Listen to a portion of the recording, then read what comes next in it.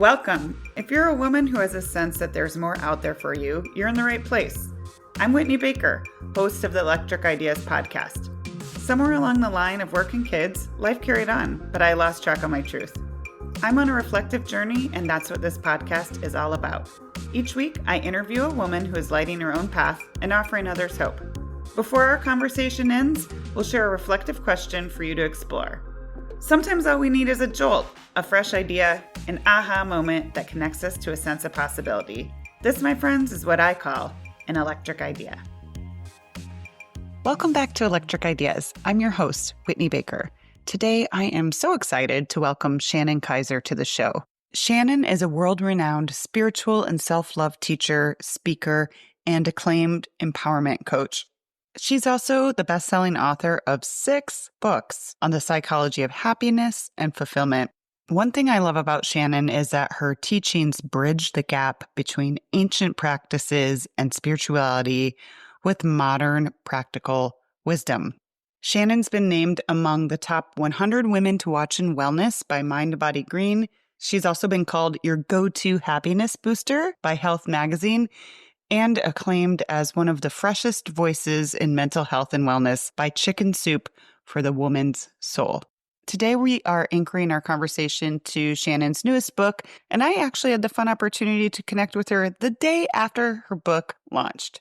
It's called 365 Happy Bedtime Mantras. Shannon wrote this book with the goal of reversing the epidemic of poor sleep that so many people apparently are facing. And it definitely promotes the state of mind that I would like to be in when I am looking to doze off for the night. Before we get into this wonderful conversation, I want to share that on my own journey with getting really good sleep, I found that being proactive about how I address my stress in the day-to-day is really important. As Shannon and I are going to discuss in this episode, I think the racing thoughts and the mental clutter in our minds don't just steal our sleep, but they also zap us of our energy, of our creativity, of our joy, and of our ability to feel present in day-to-day moments. If you're someone who knows the science behind meditation and wants to take mitigating stress seriously, but don't know where to start, or just feel like there's a structure you wish you could relax into, you can access my $47 self-guided course today. It's called 5 Days to Less Stress, More Satisfaction, and it is a simple reset to help you unwind from overwhelm and make space for clarity and what truly matters right now for you. Springtime for me feels like a time where I just want to sweep the dust off and get really clear and decide what I need to release in the commitment and mental clutter department in order to cultivate the life that I want to live and share with the people I love. If this sounds like something you would enjoy too, you can access 5 Days to Less Stress, More Satisfaction today by clicking the link to the show notes in this podcast conversation. All right, now let's dive into this wonderful conversation that I know will inspire you to claim better, deeper sleep for yourself. Hi, Shannon. Welcome to the show. Hi, I'm so excited to be here with you. I am delighted to dive in because your past decade and a half of work has been focused on mental health and psychology and spirituality and all these wonderful topics. But your most recent book is focused on sleep. And I'm just curious about any new research that kind of came to surface that really caught your attention when you were getting ready to write this book. Yeah, absolutely. The book actually was inspired by my personal experience. I wrote a book called Find Your Happy Daily Mantras that became very successful and helps people feel better in the moment. And my publisher came to me and said, we would love for you to write bedtime mantras because we are in a sleep epidemic. And this was kind of 21, 22. The world was in crazy chaos trying to find their footing again. And some of the research really came out from that, where I had shared with my publisher that recently I had been diagnosed with sleep apnea, severe sleep apnea, about 6 months prior. So interesting enough, on that call, I said, I've already been kind of on this wellness routine to help improve my sleep and deep behind the scenes working on this. And the stats are astonishing. I mean, 70% of adults, they report waking up feeling tired. I think it's like 45% of people need to take a nap before noon, and 54% of people really can't fall asleep because of stress. This is a huge epidemic and it's really catching up with us. And I think if we really start to look at how we're living our days, it's often impacted by how we are not sleeping well or how we are sleeping well. And so that really became the precipice for this whole book, to take it to a level of mental, emotional, physical, spiritual health, not just sleep health. I love that you look at it from that lens because it's all connected. And one of the things I struggle with sometimes is, yes, I pick and choose. Sometimes I intentionally stay up past my bedtime because, heck, you live once, you're having fun. But 9 times out of 10, I kind of make this decision of, if I compromise my sleep, I'm just robbing myself of enjoying the next day. And I think most of the people in my audience are educated and have this sense that sleep's important. But I'm wondering if you can refresh our memory on maybe some of the more unexpected ways that sleep robs us of our ability to feel our best. Yeah, and it creeps in. Sometimes we don't even know. A lot of times it turns up in really having brain fog. May feel more dehydrated or you may feel a little bit out of whack. I have noticed personally that my relationships suffered. I made poor choices. My cognitive dissonance, like I kept losing my keys or putting them in weird spots because I was so exhausted. And it's kind of like, if you think about when we go to bed, our bodies are rejuvenating and our cells get time to refresh themselves. Our brain gets to work on the subconscious processing. It's a whole system happening when we sleep. And so if you're not giving your time or your body an ability to do that, then it is going to affect every area of your life, not just your productivity or how am I showing up at work. It literally makes you forget things, memory loss. And so it's important to look at sleep as a holistic practice. I was just at the bookstore recently and I noticed, this is about 4 months ago, that there is a whole section of sleep health now, like a whole big section. There was cards, there was books, a lot of science. They call it the science of sleep and sleep hygiene. But just 2, 3 years ago, that wasn't there at all. There wasn't a recognition on how important sleep is. So we have to look at sleep as a pillar, just like our diet or exercise. Yes, I feel like we've really, especially in the circles of women who are being aware of mind, body, soul wellness and a little bit of a different conversation. And we've moved past this, like, I'll sleep when I die mentality. And we're ready. We're ready for the good sleep. But for many women, I think they find themselves tossing and turning at night.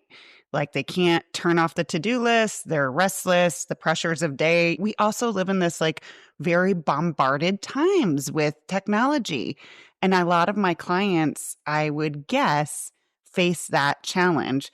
So, have you noticed any particular patterns specifically with women where they have trouble unwinding at night?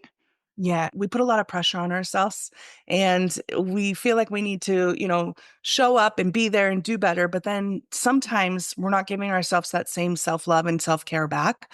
But also other times we're just ruminating and worried because we're such an go productive do during the day.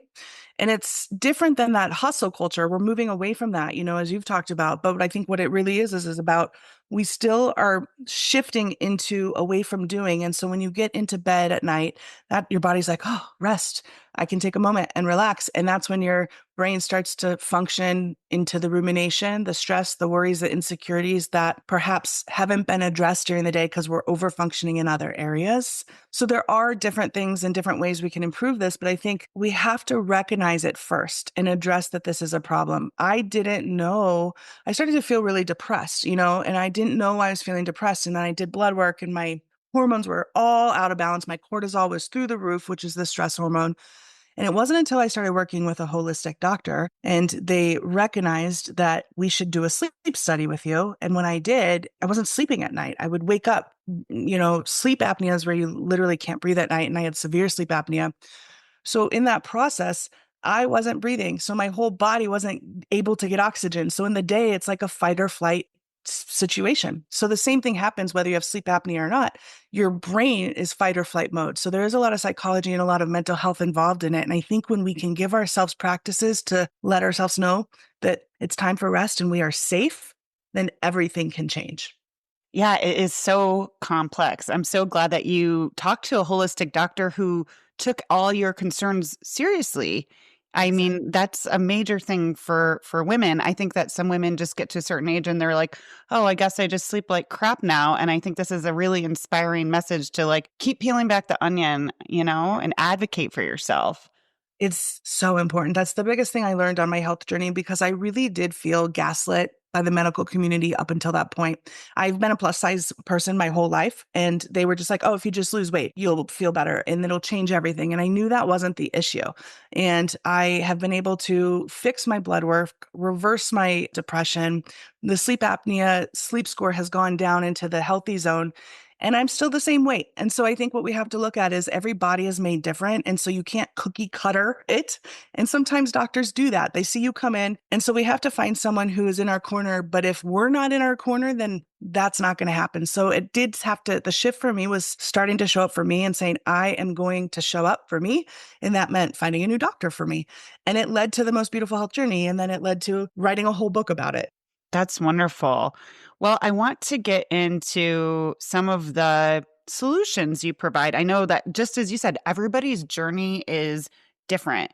But one thing that strikes me, I'm a meditation teacher, and I feel like just having this intentional moment before we even go and try to sleep where we focus on like, okay, I'm going to make an intention to do something to ease the day, to rejuvenate something.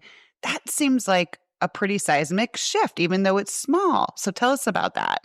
That's exactly it. It is huge. And it's the small things we do, the simple steps that actually create the largest results. And so the new book, 365 Happy Bedtime Mantras, is a full year's worth of rituals, mantras, and mini meditations that we can say to help us get into that mindset. And really, what it's about is letting your brain know it signals to your brain and your central nervous system that I am going to bed.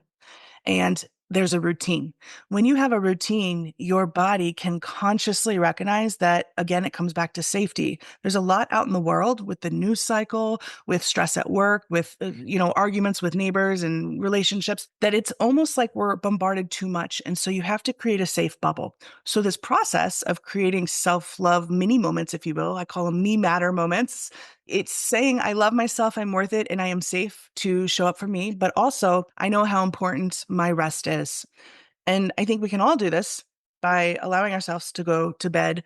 And, there's a lot of science out there. I talk to sleep doctors, and in it, they say there's kind of what you hear to keep your bedroom cool, dark, and quiet. And I think that's great for a baseline, but some people need sound to go to sleep. They have a voice machine or nature sounds. Other people need to have a window open and have fresh air coming in. So you can't cookie cutter it. It's nice to know what the baseline is, but that's what this book does. It brings in a whole other layer of practices that you can try to see if it works for you, such as meditations, somatic movements. My favorite is the blanket burrito. Wrap yourself in your favorite, comforter before you go to bed and just gratitude for yourself in life right before bed. Imagine going to bed saying, I'm so thankful for myself and these bed sheets and my day.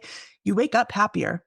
And when you wake up happier, really our bedtime routine starts the moment we wake up and sets up. So it's not just about bedtime, it's about living better. That's a beautiful reflection. You're speaking my language with making a conscious choice to integrate these small moments into our days. A lot of challenges I see with some of my clients is they think they have to like overhaul their entire life and move and go on a retreat. And I'm like, sister, start with the 5 minutes and it can work. Yeah, it's so important to recognize. I think that again goes back to the pressure we put on ourselves be more, do more, show up in the world more. I'm not doing it right. Really, we have to look at how we're talking to ourselves. And a lot of the things that we can do right before bed are about calming the mind. And I like to say dropping from our head into our heart space. Because when you're falling asleep in this gratitude space, or, one of my favorite mantras, it's simple, but it's the day is done. I did the best I could. Very Hmm. simple. But when you get into that, you realize I don't have to be so hard on myself anymore. I don't have to beat myself up because we really are our worst critics, and the world's hard enough. So it's about being kinder to yourself. It really is a self love book because all the work I do is about self love. But what's special is my life has radically improved by implementing these, but also my relationships are healthier. My blood work is excellent. I sleep through the night. And that's another thing to sleep doctors talk about a real good, it's not necessarily about quantity of sleep, like I have to get 8 to 10 hours. It's about do you sleep through the night? A lot of people wake up, toss and turn, like you said, but sleeping through the night and getting to that deep dream state is quality sleep. Whether, you start to remember your dreams more, but there's a part of letting your body get to that state because that's when the rejuvenation and the cells can start to replenish themselves and your body starts to do the proper rest that rest and sleep is designed for. Yes, that deep cellular place. I kind of picture it like the body doesn't need us to be digesting or doing or thinking. And so I picture it kind of like it gets to slough off anything that it didn't have time for during the Mm, day. And that yeah. makes me want to get good sleep so badly. Yes, I know, right? And that's what's funny too, because if you think about it, it's a replenishing tool for yourself. And I love that sweeping metaphor you used. One of my favorite rituals in the book is like taking your hands and kind of sweeping off yourself, like energetically. I know we do this in meditation or Reiki, but you kind of remove energy or sleep. But that's what happens when you do sleep in bed. It's a mind, body, spirit, but also your emotional states can regulate themselves. Just think about the last time you had a really good night's sleep and you woke up. How did you feel compared to the nights where you were tossing and turning, thinking about the things that you had to do the next day, had heartburn or migraines, and your body was like getting up to go to the bathroom a lot or whatever? These are things to look at. And so we have to recognize sleep is as important, as I said, as any other part of our health. And when we start to prioritize it, we will see a shift in our life. It has been amazing, the changes that have happened in my life. So you've written a whole entire different book about mantras. And so I just want to make sure that women who are listening, maybe they have that in their practice and maybe they don't. Can you explain what they are and why they work and why you specifically think that they work before bed? Yeah, this is a great, great kind of question and observation because mantras have been pillars to my own journey. When I was first diagnosed with clinical depression several years ago, it was because I was really focusing on the bad and rumination and doomsday, and I wasn't living in an authentic truth. The first thing I did was started to look at my mindset. And a mantra is something you say to yourself to reframe and retrain your brain. So if I had a belief that was constantly, for example, when I first left my corporate career, I had a belief that you can't make money doing what you love. And I would say that unconsciously to myself. And I had to look at that belief and then switch it to a more positive affirmation, which I call mantras, because in different cultures, mantras are different kind of resonance. The mantra that I'm talking about is the one more in the Western view of an affirmation.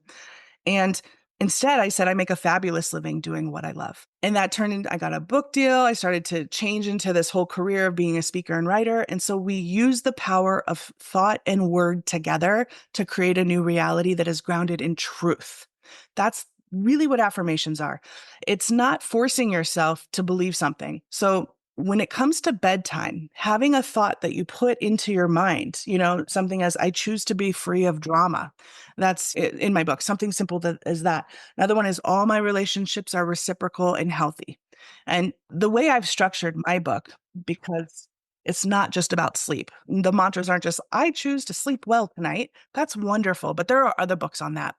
What I get into is what's keeping us up at night.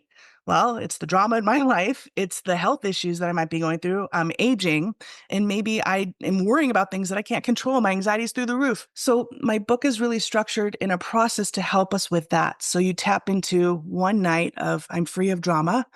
And then you read the ritual, and then there's a meditation, and there's a practice of anything from a physical, emotional, spiritual. There's journaling, there's take a warm bath tonight, and you use Epsom salts and other ones. Look in the mirror and say something nice about yourself. Grab your favorite tea or mug and pour yourself, your favorite glass of tea or juice or something. And each sip you take, think about a highlight of your day that went well. These little practices are fun. They're easy to do.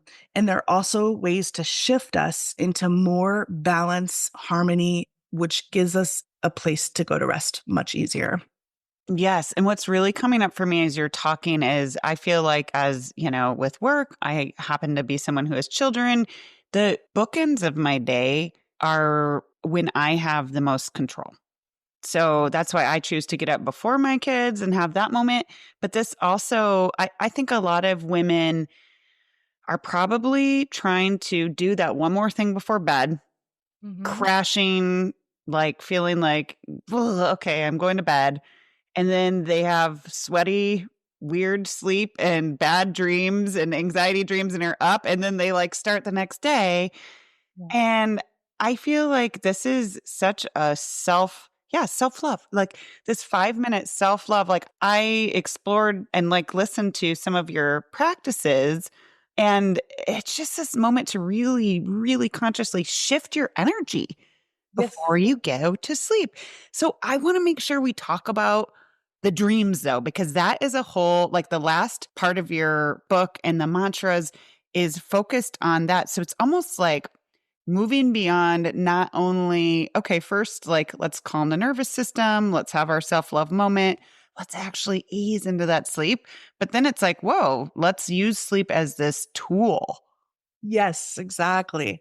And that's why I structured this book very different than my other book, The Mantras is All Mantras. This one is very much designed. The first is about mantras for rest and then relaxation and then empowering you through your dreams. Because I'm a firm believer, and everything that I do is about living our life to the capacity that we're made for. Like we are here to live to our potential. So when I talk about dreams, it's about having your dreams at night because you know when you get to that state, you're optimizing your sleep, but also manifesting the life that you really want, the dreams you have during the day. So that whole section in the book is really connected to us living our truth. But I love what you're saying about it's absolutely true. We have to carve out these mini moments for ourselves, and sometimes it's just 1 minute, sometimes it's 5 minutes. What I love about this book, the way I designed it, you can open to any page and get a mantra in that moment, and it blows me away that it's always guided to, oh my gosh, I didn't even know I needed this mantra, whatever you're going through, or you can read one day at a time, but it also works with family members. You could use it as a bedtime routine as you're tucking your kids in or wanting to connect deeper to your partner. Let's do this ritual together tonight. I've seen it profoundly change different relationships within my own life and my private coaching practice too. So there's something very powerful about that. But then we can also have it as a practice for ourselves. So the dreams within themselves, there are so many ways we can work with our dreams. Anyone listening, really start with thinking, do you have your dreams? Do you remember your dreams? Start there. Sometimes we don't. And so you want to work yourself to get a positive sleep where you can remember your dreams.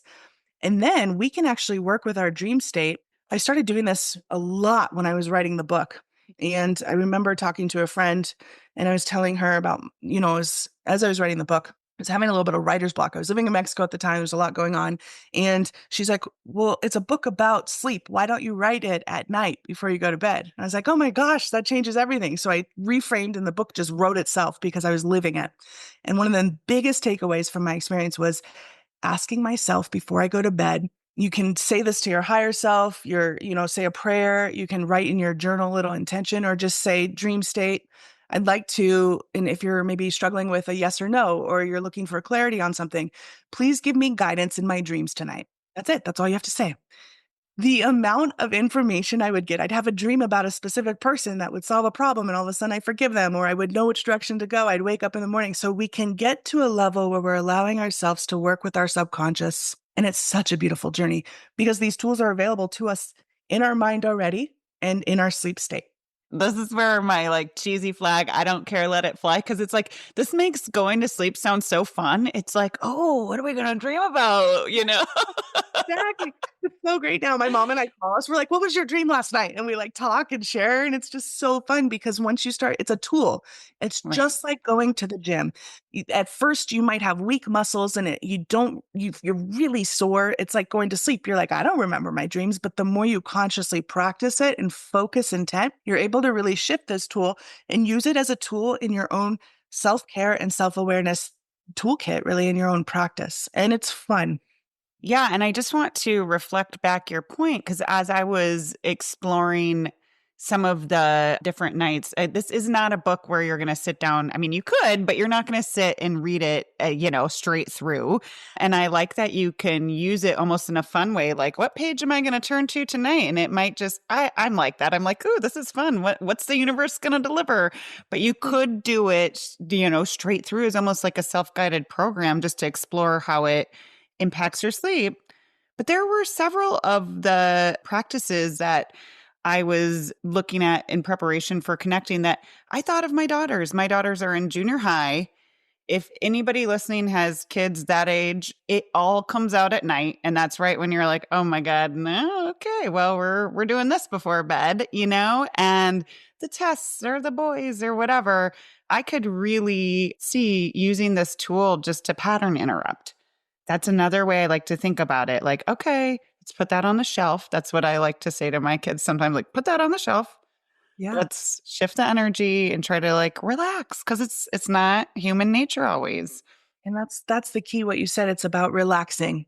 It's giving ourselves permission to relax and surrender and really just give our body and mind a signal that we can calm down.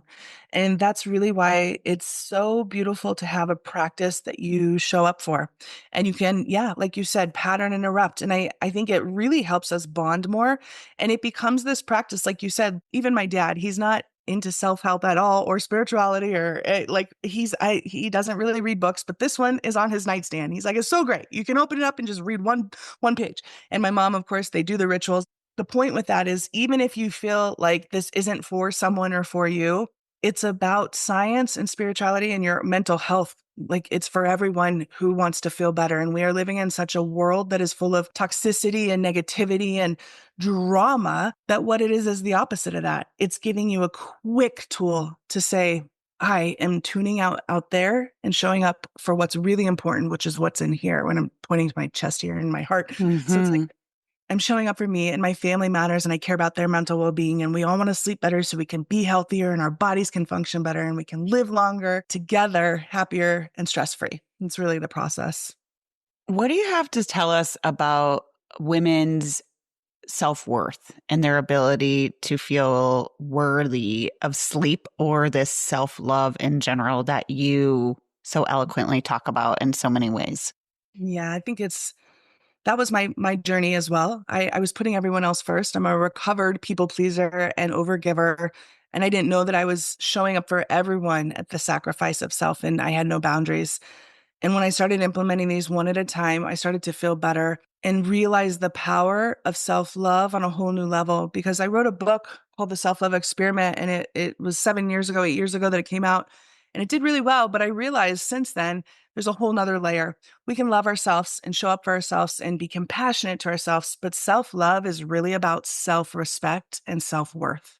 It is saying, I know that I matter and I'm just as important as the next person. And it's not in a hierarchy. It's nothing like that. It's about saying, I do matter because I know on a cellular level, when I show up for myself, I am better for the world. I'm better for my family. I'm better for my coworkers. I'm better for the people in the household. But it's not a selfish thing to show up for yourself. So when we're talking about self-worth, it has been ingrained in us to not feel good enough. From the moment we are popped out into this world, we are basically taught you are not good enough. And so that self-worth is something that's been given to us. And I have learned, and I teach now and lead retreats on it. And my next book coming out is about how to give that back and say, that's actually not mine. I don't subscribe to this. I will not continue to carry this belief because I realize it has no benefit to me. And that unhooking of that is profound. It's life-changing. It's a full self-acceptance and surrender to you knowing how amazing and beautiful you are. And it's not tied to anything that you do. It's not because you're the best mother or trying to be the best mother or feeling like you need to be more of the best mother. It's not because of how you show up in your relationships or the job title you have. It has nothing to do with any of that. It is you already as you are enough. And that's Mm. the beautiful process. And there's a lot of beautiful mantras in here about self-worth, self-value, self-respect. It's just like a hug of self-love practices. That was seriously like the word that was on the tip of my tongue was hug. It's kind of like a little cocooning, a little hug that I think every woman would enjoy before bed to put us into that state. Yeah. Well, I know we're coming up on time, but for someone who's feeling really motivated, like, oh my gosh, this is going to be just a fun way for me to like love on myself this spring, you talk about some tools you might have in your toolkit. So beyond these practices, I even pictured a little basket. It almost like as a visual signal to like pull out and maybe having your book in there and being like, okay, here's my little, if I didn't think of myself and I was caring for others and my job and all things all day, I know I'm going to have my 5 minute, like little me moment before bed, even a few times a week. Like, let's ease into this. But like, what would be in Shannon's basket? Ooh, well, I love that. Well, in my basket specifically, I in the book too, I have, create your own wellness sleep care kit. And it shares different tools that are in the book that you might want to use, such as essential oils or calming, warm tea, soft music. For me personally, I know what makes me feel good, which is nature. I need nature every day. So I make sure I get nature walks in every single day, but I also love nature sounds. And I also like sleeping with my window open to get that fresh air inside. So I've created a practice that really serves and makes me feel good when I go to bed. I have a practice when I go to bed to not be on the screen within an hour right before. I'm not like looking at the screen. I might be listening to like a meditation on my phone or something. But I also am really into bringing nature inside. So like houseplants, and there's different activities in the book to do that as well. For me specifically, though, I do love journaling and I do love mantras, but mantras are the number one thing. So I make sure that I'm talking kindly to myself when I go to bed and brushing my teeth and saying, "Oh, you're so beautiful." All the things I used to not be able to look in a mirror and say one nice thing to myself. So to be able to be my own best friend now as you're doing your night routine, so important. And also drinking a big glass of water. I love water. So these are all little things. They sound very simple, but we have to create a routine that really feels good for us. And I would love to just open a page in the book to see, because that's something I do too. Yeah. I just read and see, you know, Yes. for all of us. So it's like, as a mantra, how it goes. Yes, do that. Please share. Let's give that would be a great place to wrap up to just like get a mantra, see what the collective is craving today. Okay, good. So the way it works is you can say, like, if you have a question, or you can just say, let's open up. What guidance do we need before bed? I Okay. feel like that might be the way to go versus a specific question. But Yeah. Yeah. What guidance do we need today before bed? this is beautiful. So all I do is I just feel guided to open the book, and I kind of let my intuition say, go here. It'd be like if you were picking an oracle card or something. And I actually opened tonight 122. You get a whole picture here too. But what are the mantra is, I give myself credit for all that I am. And like, I'll read this for us. This is kind of the process before bed. The moon is comfortable in all of her phases. She does not race to the next one. She gives herself time to rest in each phase and accept fully where she's at. Likewise, there is a need for you to do this right now in your own life. Settle and surrender into the moment and let your anxious mind calm down. You can revisit the past, but that's your ego's way of keeping you from the power that is within already. You can live in the moment by breathing in and allow yourself to manifest from this place of alignment, because this is your true knowing.